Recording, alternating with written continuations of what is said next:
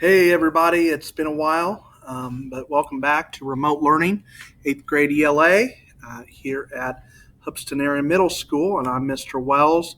Nice to see all of you here today. Attached to this in your Google Classroom, you're going to see a few things. You're going to see a story called The Telltale Heart by Edgar Allan Poe. You're going to see some questions over it, and you're also going to see a document that says ELA Literature Guided Notes. ELA Literature Guided Notes, The Thrill of Horror. And that's the unit we're starting in literature is The Thrill of Horror. We're going to be talking about horror stories or scary stories. And they can be really interesting because they're stories that get you to think. They're stories that can make you excited. And like any good story, they can really draw you in. They have the ability to really get you to be able to imagine yourself in there. And we're going to be talking about these stories. I'm going to be reading some to you, but also we are going to be looking at some of the elements of what makes a good story. And we're going to be filling the notes out as we go. So those ELA guided notes that you have will be for the whole unit. So it won't be just for this story, The Telltale Heart. It'll also be for several other stories that we're going to look at. So when you're done today with this video, you won't have all the notes filled out. I want you to fill the notes out as we're going along, as you're watching the video, but you won't have them all done because we'll have a few more stories to finish them up. And then you'll have a test at the end of the unit, and the test is basically going to be over what's in the notes. So you need to know about the elements of stories that we're going to be talking about in the notes, and you're going to have to know the definitions for those things. So it's very important that you write those things down. It's very important that you pay attention to the videos and what we're doing. The assignments that are for the videos are not super easy either.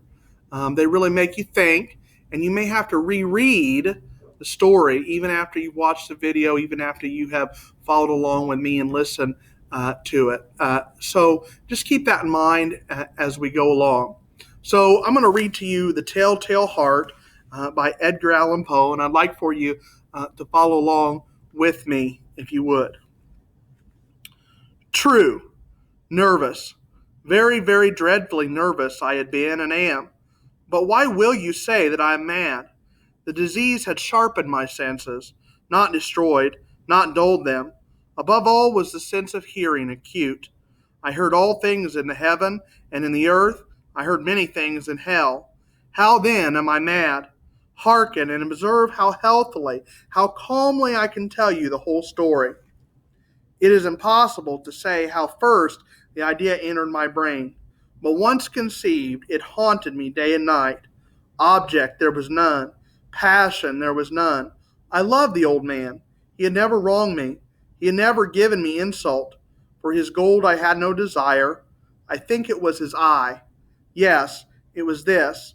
He had the eye of a vulture, a pale blue eye with a film over it. Whenever it fell upon me, my blood ran cold, and so by degrees, very gradually, I made up my mind to take the life of the old man, and thus rid myself of the eye forever. Okay, so this story is told from what is called a first-person point of view. Now, point of view, and this is in your notes, so you'll want to write the definition there. Point of view refers to the narrator or the voice telling the story. So when you're reading the story, the narrator, the person telling the story, that's the point of view. And there are some options for point of view, okay? There are three options here. We have first person, second person, and third person. And I want you to write in your notes the definitions of first, second, and third person. Some of you already know what these are. But first person is when the narrator tells a story about himself using pronouns such as I or we. When the narrator tells a story about himself using pronouns such as I or we, that's first person. This is a first person here. Okay, he says, it's impossible to say how the first idea entered my brain, but once conceived, it haunted me day and night. Notice, he's talking about himself. And even when he talks about the old man in this story, he's talking about his relationship with the old man. So the narrator is in the story, and that means it's a first person point of view. A first person point of view. So first person is when the narrator tells a story about himself using pronouns such as I and we. Second person, if the story was second person, that would be when the narrator tells a story about the reader using the pronoun you. And now this person or this point of view is very rarely used in literature, and it's not considered proper in formal writing. Okay, but the definition here is the narrator tells a story about the reader using the pronoun you. So if I said you went to the store, you love to go shopping, that would be in second person. And think about it. We talk that way sometimes in real life. We say, you're really going to love this hot chocolate, or we say the best thing that you can drink is hot chocolate. But if we were going to write that, especially with formal writing, we wouldn't write it like that. We would say something like, the best thing that a person can drink is hot chocolate. We wouldn't say you. So it's important to avoid that. So I want you to write the definition down. The narrator tells a story about the reader using the pronoun you. But I also want you to make a note there that says this person is rarely used in literature and is not considered proper in formal writing.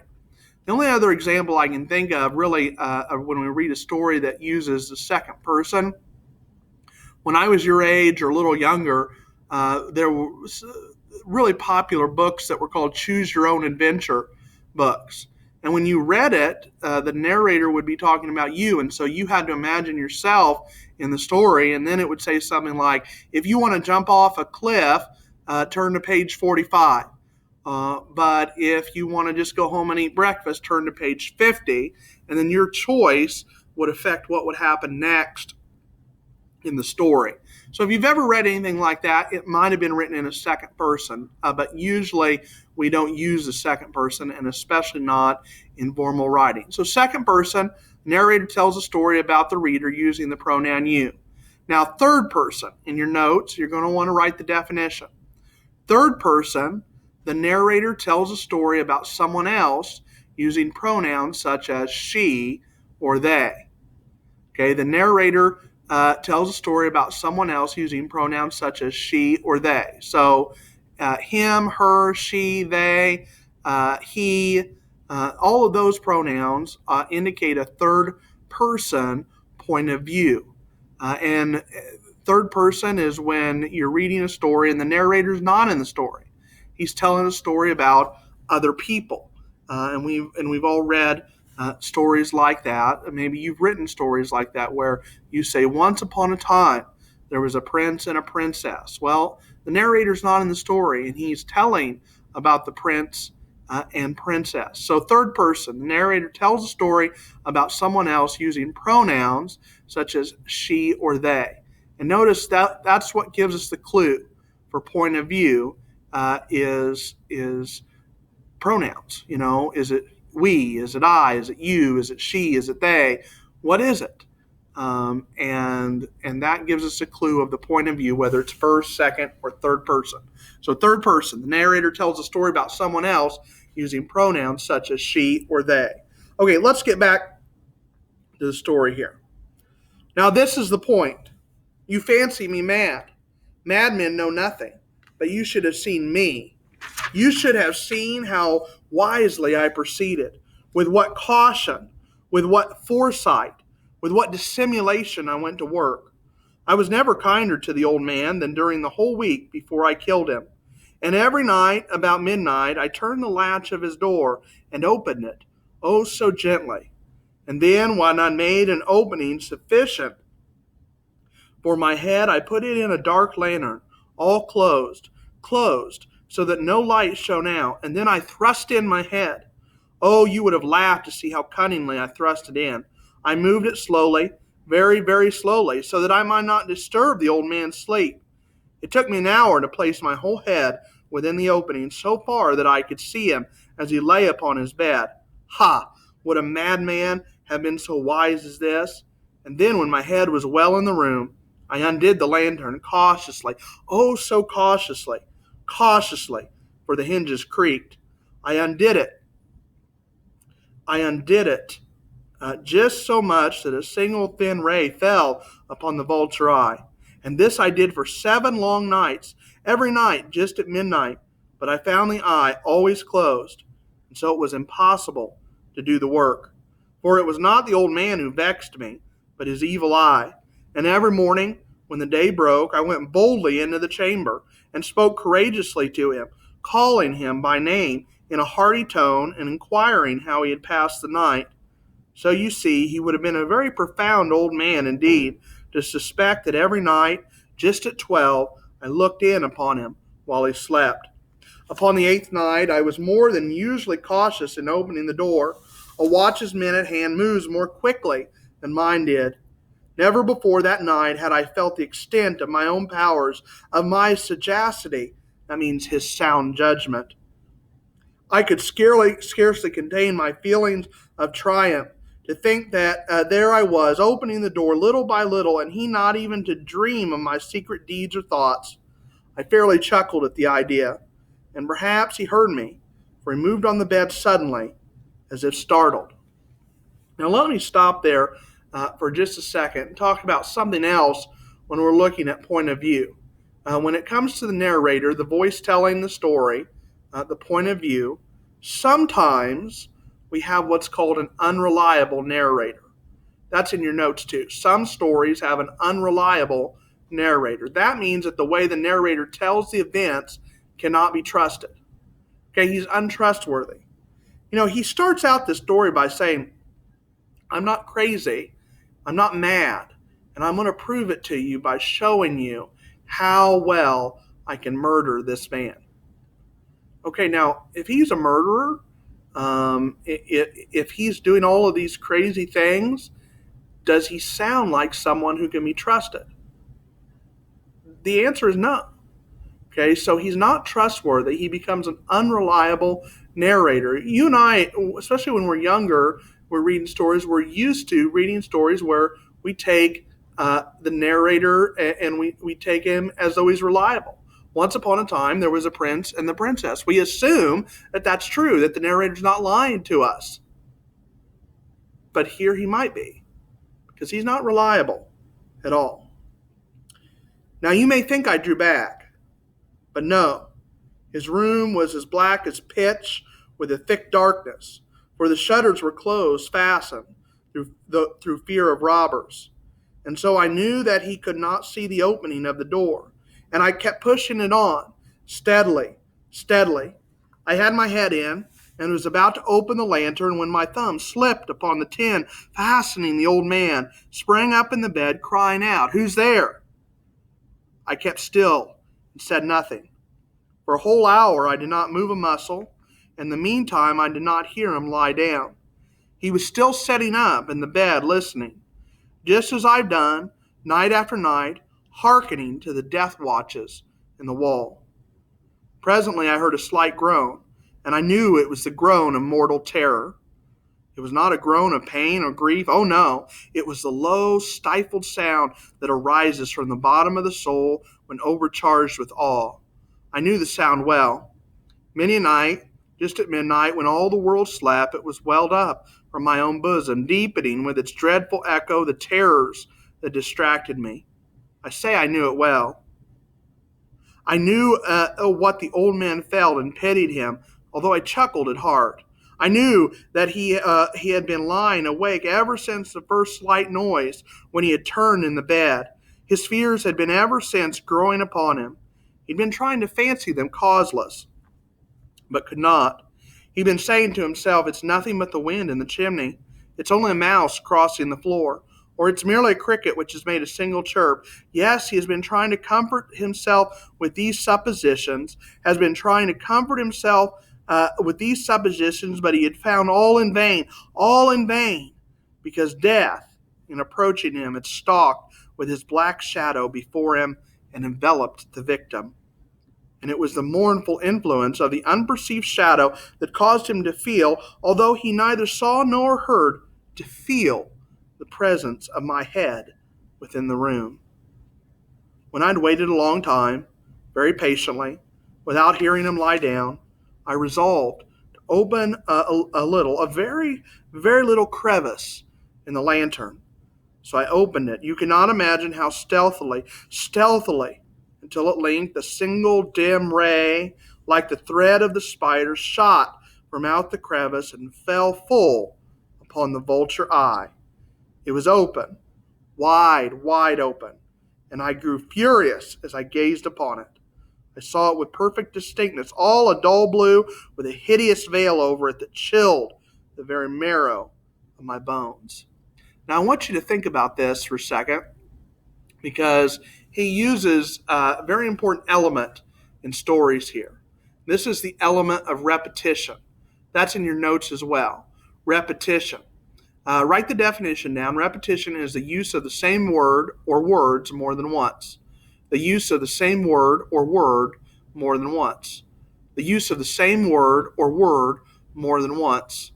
You might remember during our close reading unit, we had something similar. It was called again and again, and that's where a word or phrase or situation in the story repeats itself over and over. And here we're talking about words, so it's called repetition, and the use of the same word or words more than once is a definition of repetition. And notice he uses it here, open, wide open. And he says, I open it a little, very, very little. I open it. You cannot imagine how stealthily. See, note he's repeating things, using repetition in part as a way to build on a certain idea or even build suspense. Okay? And suspense is your next word here that you're going to give a definition for. And suspense is a sense of growing tension, fear, and excitement felt by the readers. Okay, so if you have suspense in a story, that's the part of the story. If you're reading a book or you're watching a TV show or a movie, that's that part where in the horror story they get ready to go in the house and all of a sudden you're yelling at the TV screen, don't go in there, because you're excited about it. You know, your fear, your anticipation of knowing what happens gives you a feeling of excitement, draws you further into the story. So you can write down suspense, a sense of growing tension, fear, and excitement felt by readers. A sense of growing tension, fear, or excitement felt by readers. And that's what he's doing here. He's using repetition, repeated words, to build suspense. So let's start where it says it was open. It was open, wide open, and I grew furious as I gazed upon it. I saw it with perfect distinctness, all a dull blue, with a hideous veil over it that chilled the very marrow in my bones. But I could see nothing else of the old man's face or person, for I directed the ray, as if by instinct, precisely upon the damned spot. And now, have I not told you that what you mistake for madness is but over-acuteness of the senses? Now I say there came to my ears a low, dull, quick sound, such as a watch makes when enveloped in cotton. I knew that sound well, too. It was the beating of the old man's heart. It increased my fury, as the beating of a drum stimulates the soldier into courage. But even yet, I refrained and kept still. Now notice here how he's going to build the suspense. Okay? But even yet, I refrained and kept still. I scarcely breathed. I held the lantern motionless. I tried how steadily I could maintain the ray upon the eye. Meantime, the hellish tattoo, he's talking about the beating of the drum, of the heart increased. It grew quicker and quicker and louder every instant. The old man's terror must have been extreme. It grew louder, I say, louder every moment. Do you mark me well? I have told you that I am nervous, so I am. And now, at the dead hour of the night, amid the dreadful silence of that old house, so strange a noise as this excited me to uncontrollable terror. Yet for some minutes longer I refrained and stood still. But the beating grew louder.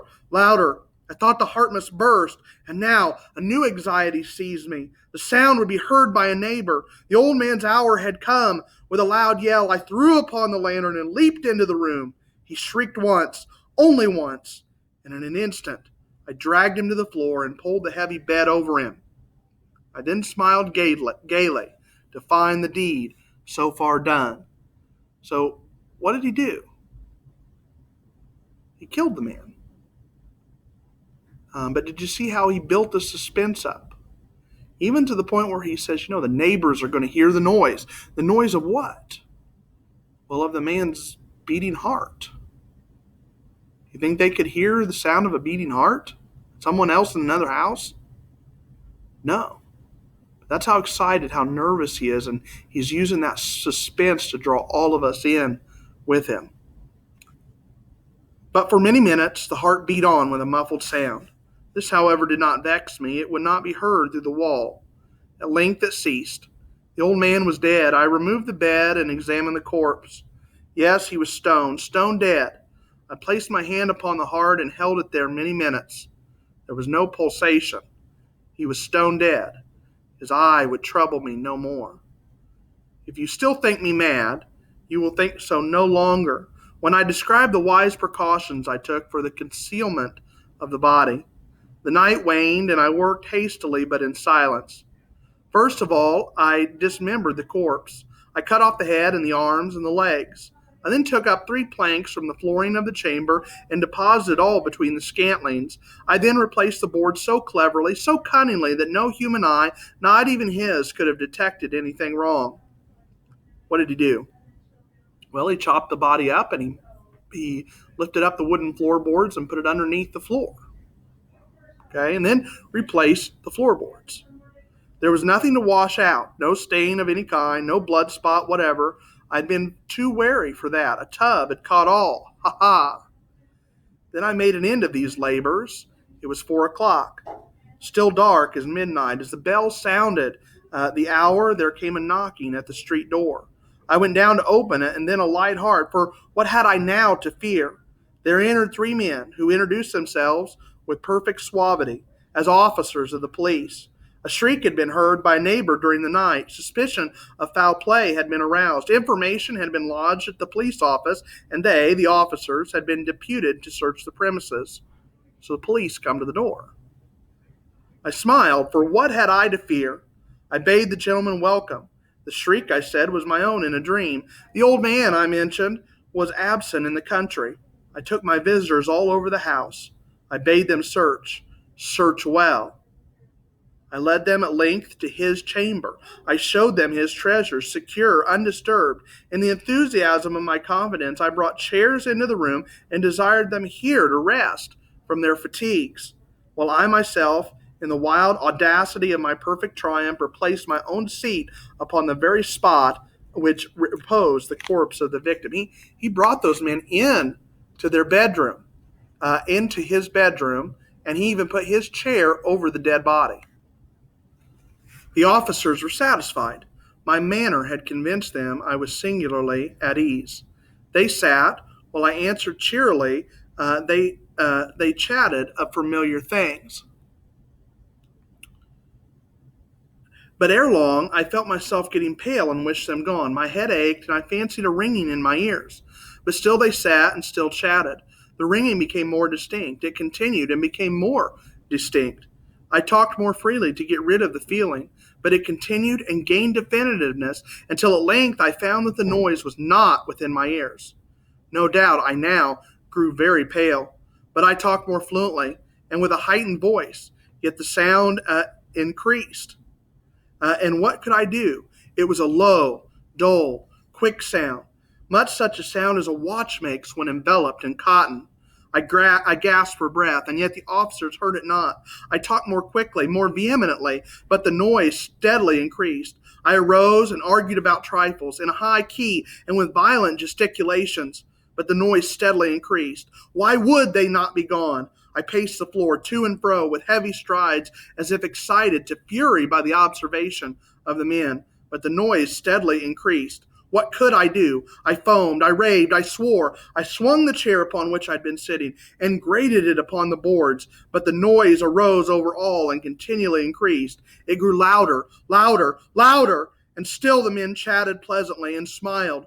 Was it possible that they heard not? No, they heard. They suspected. They knew. They were making a mockery of my horror. This I thought, and this I think. But anything was better than this agony. Anything was more tolerable than this derision. I could bear those hypocritical smiles no longer. I felt that I must scream or die. And now, again, hark, louder, louder, louder.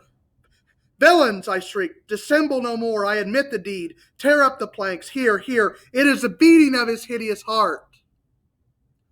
Why do you think that the author uses italics here so much?